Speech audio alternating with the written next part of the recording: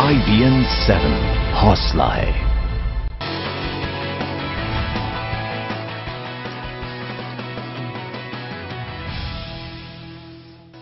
नमस्कार, 7 बजने को है। मैं हूं पंकज भार्गव। देश दिन भर में आपको दिखाएंगे देश के कोने कोने की खबर, और ये खबरें आप तक पहुंचा रही है नेटवर्क 18 के 2000 संवाददाताओं की टीम।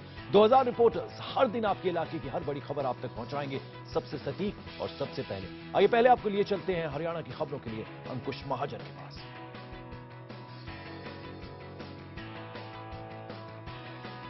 रोहतक में छेड़खानी कर रहे मंचलों को लड़कियों ने जमकर सबक सिखाया। रोहतक में एक बस में छेड़खानी कर रहे मंचलों की 2 लड़कियों ने जमकर पिटाई की और इस पूरी घटना का वीडियो सबके सामने आ चुका है। ये दोनों लड़कियां बहनें हैं और मंचले पिछले कई दिनों से इनका पीछा कर रहे थे।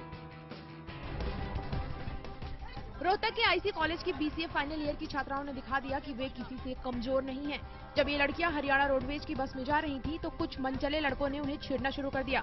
जब लड़कियों ने इसका विरोध किया तो लड़कों ने मारपीट शुरू कर दी, लेकिन लड़कियों ने हार नहीं मानी और अपनी बेल्ट निकालकर लड़कों पर टूट पड़ी। लड़कियों का ये रूप देखकर मंचलों की सिट्टे पिट्टे गुम हो गई। लेकिन अफसोस की बात यह है कि बस में मौजूद सवारियों में से किसी ने उनकी मदद नहीं की। यह सब एक वीडियो में भी कैद हो गया। फिलहाल आरोपी लड़कों के खिलाफ मामला दर्ज कर लिया गया है।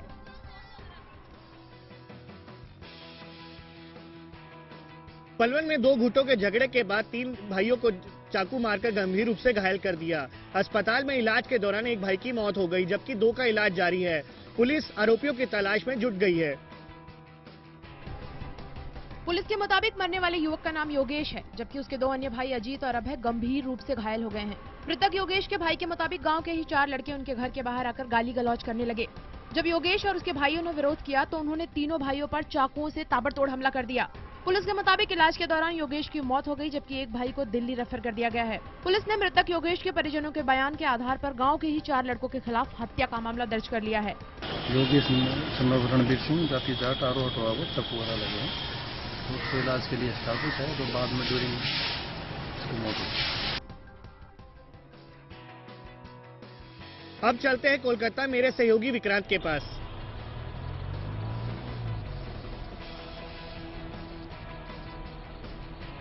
बीजेपी अध्यक्ष अमित शाह ने आज कोलकाता में रैली कर पश्चिम बंगाल की मुख्यमंत्री ममता बनर्जी पर निशाना साधा। रैली को संबोधित करते हुए अमित शाह ने ममता मुक्त बंगाल का नारा दिया। अपनी लगातार जीत से उत्साहित बीजेपी अब पश्चिम बंगाल में सीधे तौर पर तृणमूल कांग्रेस से भिड़ने को तैयार है।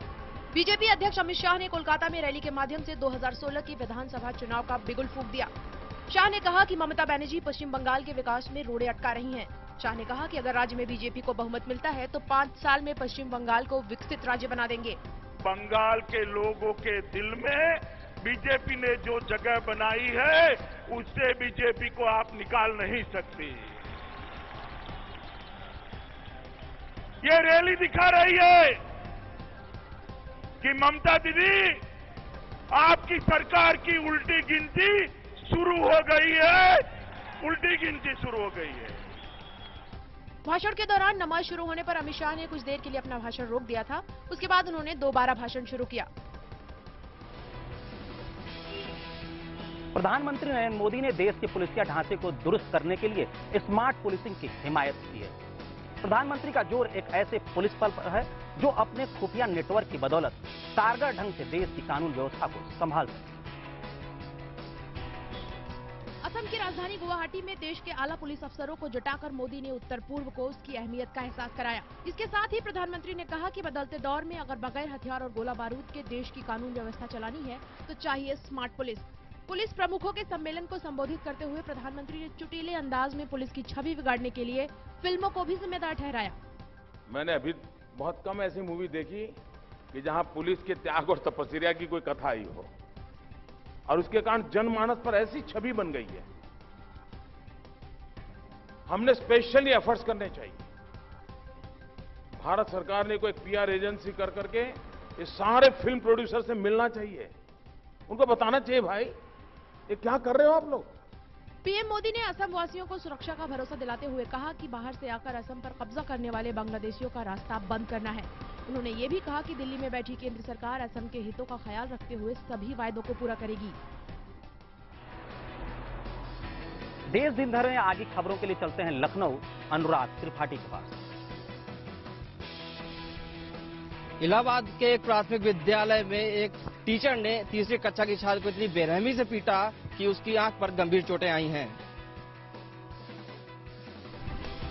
इलाहाबाद के ढेरहनी के प्राइमरी स्कूल में एक टीचर ने जब एक बच्ची को पीटा तो टीचर की हाथ में लगा पेन बच्ची की आंख में जा लगा, जिससे बच्ची को गंभीर चोट आई है। तीसरी क्लास में पढ़ने वाली इस बच्ची का कसूर ये था कि वो पहाड़ा याद नहीं कर पाई थी। बच्ची के घर वाले जब उसे अस्पताल लेकर गए तो पता चला उसकी आंख की रोशनी चली गई है। बच्ची के परिजनों ने इस मामले में पुलिस में शिकायत की है। वहीं आरोपी टीचर ने स्कूल आना ही बंद कर दिया है। पहाड़ा पर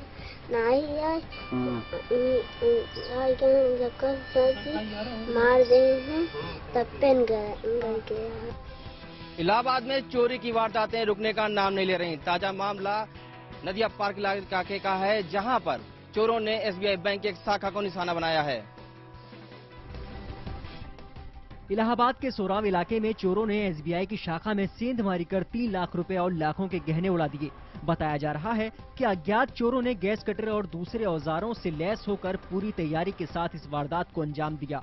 चोरी की घटना से आसपास के इलाके में हड़कंप मच गया। शातिर चोरों ने बैंक में लगे CCTV के तार को भी काट दिया और बैंक में लगे सायरन को भी खराब कर दिया। घटना की जानकारी मिलने के बाद पुलिस के अफसर मौके पर पहुंचे और जांच पड़ताल जारी की। ऐसा है जो वाहन लेकर के चलता है वो संभवतः जो है बाहरी किसी गैंग का हाथ है और यहाँ 4 व्हीलर वाहन का संकेत मिल रहा है कि जो बाहर खड़ी करने के बाद यहाँ आया गया है और गैस सिलेंडर साथ लाए हैं। इस प्रकार के केसेज में पहले पूर्व में जो है 4 साल पहले प्रतापगढ़ वगैरह में हुई थी घटना है, उसमें सब्जी रायबरेली के गैंग निकला था। ललितपुर के गोविंद सागर बांध के किनारे शवों के मिलने का सिलसिला थमने का नाम नहीं ले रहा है। आज सुबह एक लड़की का शव मिलने से इलाके में सनसनी फैल गई। सदर कोतवाली में आने वाले गोविंद सागर बांध के किनारे एक अज्ञात लड़की का शव पानी में तैरता हुआ मिला। लड़की की उम्र 17 से 18 साल बताई जा रही है। वो नीले कलर की जीन्स और सफेद टी-शर्ट पहने हुए थी। घटना की जानकारी मिलते ही पुलिस ने आसपास के लोगों को बुलाकर लड़की की शिनाख्त कराने की कोशिश की, लेकिन कोई भी उसकी पहचान नहीं कर सका। आशंका जताई जा रही है कि लड़की के साथ रेप कर उसकी जहर देकर हत्या की गई है। फिलहाल मामला बड़ा ही संदिग्ध है। पुलिस ने शव का पंचनामा कर पोस्टमार्टम के लिए भेज दिया है। सुबह सुबह जैसे सूचना मिली तो वैसे हम यहाँ पर आए तो जो पानी में तैरती उतराती मिली बॉडी इसकी, और इसको बाहर निकलवा के शनाख्त कराई जा रही है। शनाख्त कराने के बाद में इसकी पंचायतनामा पोस्टमार्टम कार्रवाई कराई जाएगी, जो जैसा होगा वैसे कार्रवाई होगी। हाथरस में हुए एक दर्दनाक सड़क हादसे में वो डंपर से कुचलकर 7 लोगों की मौत हो गई। हादसे का शिकार हुए लोग शादी समारोह से लौट रहे थे, तभी इटावा आगरा नेशनल हाईवे पर उनकी कार का टायर पंचर हो गया। टायर बदलने के लिए सड़क किनारे कार खड़ी करके सभी लोग वहीं खड़े हो गए, तभी एक तरफ से आ रहे तेज रफ्तार डंपर ने उन्हें कुचल दिया। मेरठ के नौचंदी में हापुड़ रोड के किनारे बनी झोपड़ियों में भयानक आग लग गई। इनमें 8 झोपड़ियां और दुकानें जलकर खाक हो गईं। बड़ी मुश्किल से आग पर काबू पाया गया। इस हादसे में लाखों रुपए का माल जलकर खाक हो गया। उत्तराखंड के कोटद्वार में नशे के खिलाफ लोगों को जागरूक बनाने के लिए खास कार्यक्रम आयोजित किया गया। एक निजी संस्था की ओर से आयोजित इस कार्यक्रम में कई सामाजिक संगठनों से जुड़े लोगों ने हिस्सा लिया। इस कार्यक्रम में स्पीकर गोविंद सिंह कुंजवाल और स्वास्थ्य मंत्री सुरेंद्र सिंह नेगी ने भी हिस्सा लिया। खबरों का सिलसिला आगे बढ़ाने के लिए चलते हैं पटना अपने सहयोगी शशि भूषण के पास।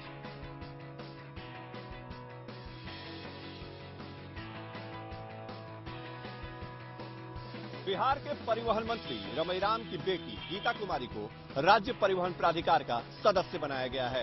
अब गीता कुमारी राज्य में बस और ट्रकों को स्टेट कैरेज का परमिट देने के लिए अहम भूमिका निभाएंगी।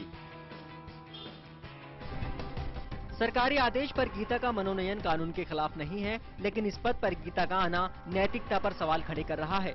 जहां बाप परिवहन मंत्री है और बेटी को परमिट बांटने का जिम्मा मिल गया है।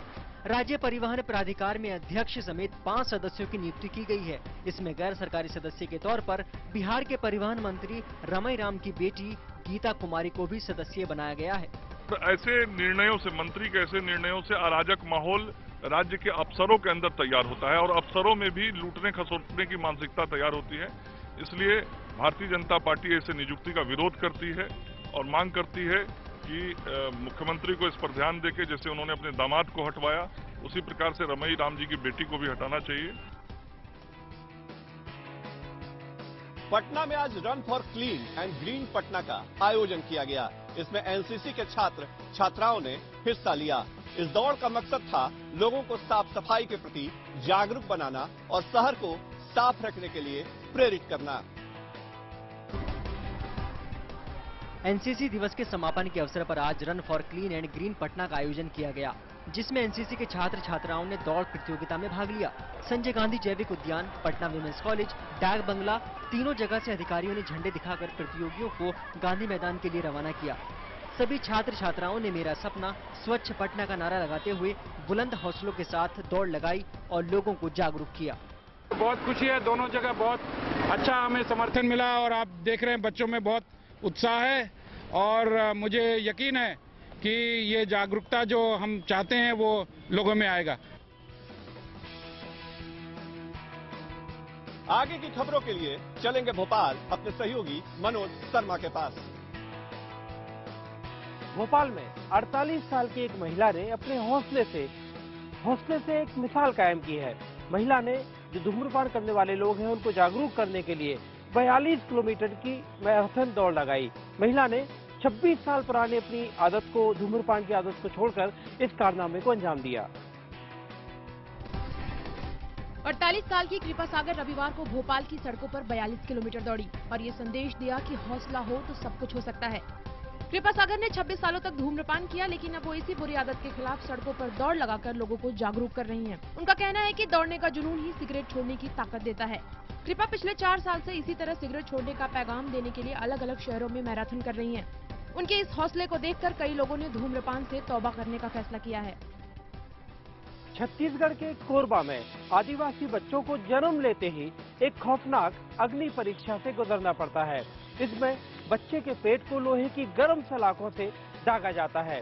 इस रिवाज ने बीते साल ही एक बच्चे की जान ले ली थी। कोरबा के टेम्पा भाटा गांव में आदिवासी बच्चों के पेट में लोहे की गर्म सीख से दाग दिलाते हैं।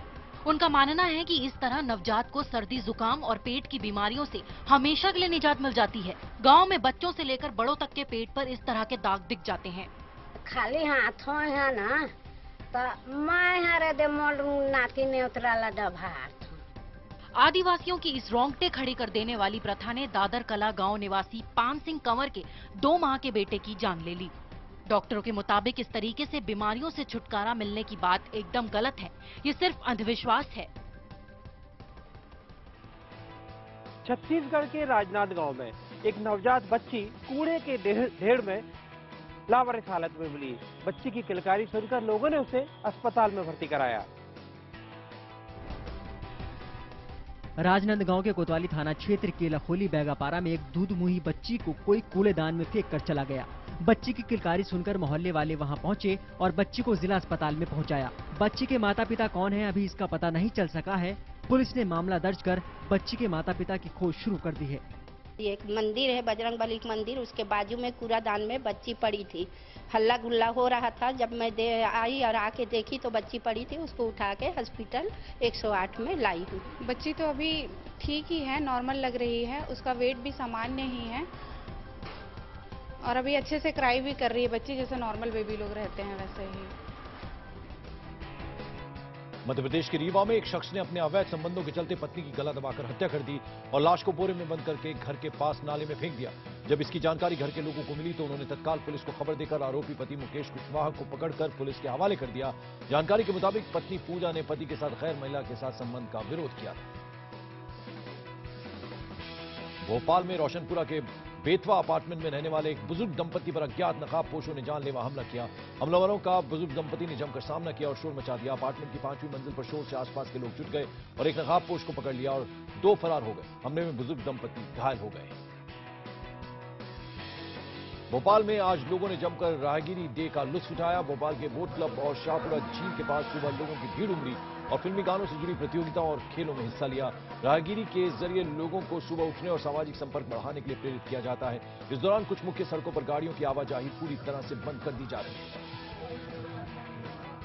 देश दिन भर में अभी एक छोटा सा ब्रेक के बाद खबरों के सिलसिले को आगे बढ़ाएंगे मुंबई से दिनेश मौर्य।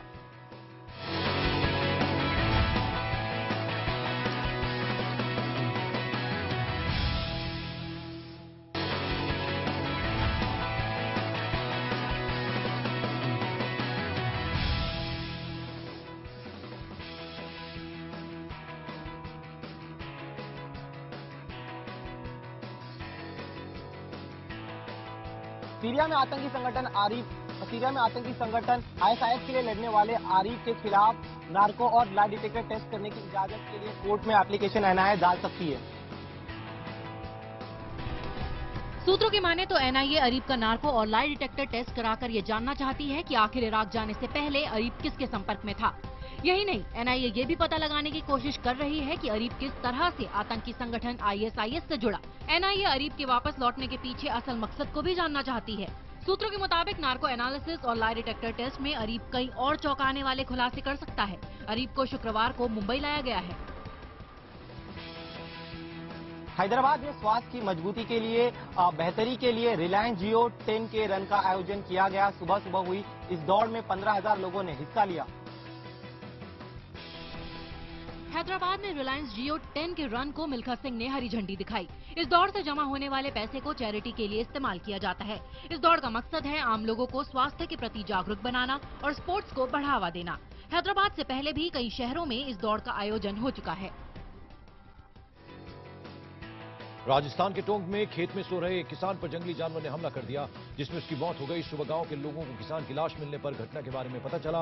गांव वालों का कहना है कि सोहेला वन रेंज में तेंदुए का एक जोड़ा अपने शावक के साथ नजर आ रहा है। आशंका जताई जा रही है कि किसान पर तेंदुए ने ही हमला किया होगा। राजस्थान के कोटपुतली में ट्रक की टक्कर में एक बाइक सवार की मौत हो गई, जबकि 2 लोग घायल हो गए। तीनों दोस्त बाइक से जा रहे थे, तभी ट्रक ने उन्हें पीछे से टक्कर मार दी। हादसे के बाद ट्रक का ड्राइवर फौरन मौके से फरार हो गया। पुलिस ने मामला दर्ज कर आरोपी ड्राइवर की तलाश शुरू कर दी है। उदयपुर के गोवर्धन विलास थाना इलाके में बीती रात चोरों ने गुरुद्वारों को निशाना बनाया। चोरी की वारदात को अंजाम देने आए चोर गुरुद्वारे से करीब 15,000 रुपए की नकदी और LED टीवी चुराकर फरार हो गए। इस दौरान चोरों ने गुरु साहब के पालकी को भी नुकसान पहुंचाया। हालांकि चोरों की हरकत गुरुद्वारे में लगे CCTV कैमरे में कैद हो गई। ये वाकया थाना क्षेत्र के सेक्टर 11 स्थित गुरुद्वारा अजन दरबार का है, जहां देर रात 3 चोरों ने मिलकर इस चोरी की वारदात को अंजाम दिया।